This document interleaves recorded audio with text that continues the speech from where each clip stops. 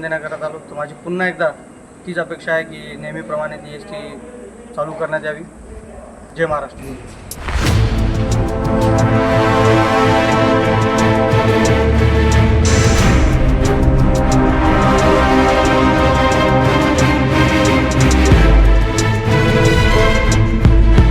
नमस्कार, आपण पाहत आहात जनतेचा अधिकार न्यूज.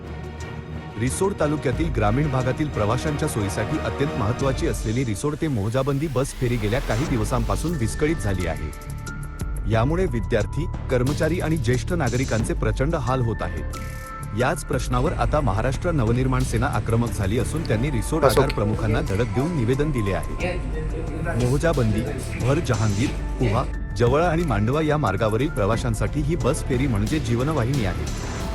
विशेषतः सकाळी 9 वाजता सुटणारी आणि दुपारी पहाटेचे 4 वाजता परतणारी ही बस विद्यार्थी आणि नोकरीवर जाणाऱ्या लोकांसाठी महत्त्वाची ठरते.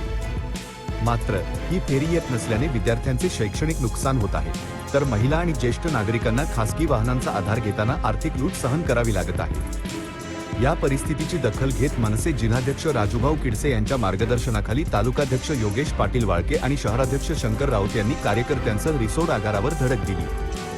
यावेळी आगार प्रमुखांशी चर्चा करताना मनसे पदाधिकाऱ्यांनी कडक शब्दांत इशारा दिला आहे. यावेळी मनसेचे उपतालुका अध्यक्ष प्रवीणभाऊ हाडे, अशोक कराळे यांच्यासह अनेक पदाधिकारी आणि त्रस्त प्रवासी मोठ्या संख्येने उपस्थित होते.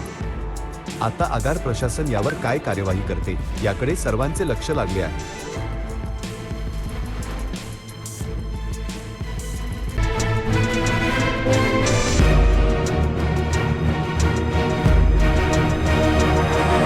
नमस्कार, मी शंकर राऊत, मनसेचा कार्यकर्ता आणि आमची टीम मनसेची आज ST महामंडळाला निवेदन देण्याकरता आलेलो आहे. रिसोड ते मोहजाबंदी ही बस जवळपास 1 ते 1.5 महिन्यापासून बंद आहे. तिथे त्यांना रहिवाशांना खूप अडचणी होत आहेत.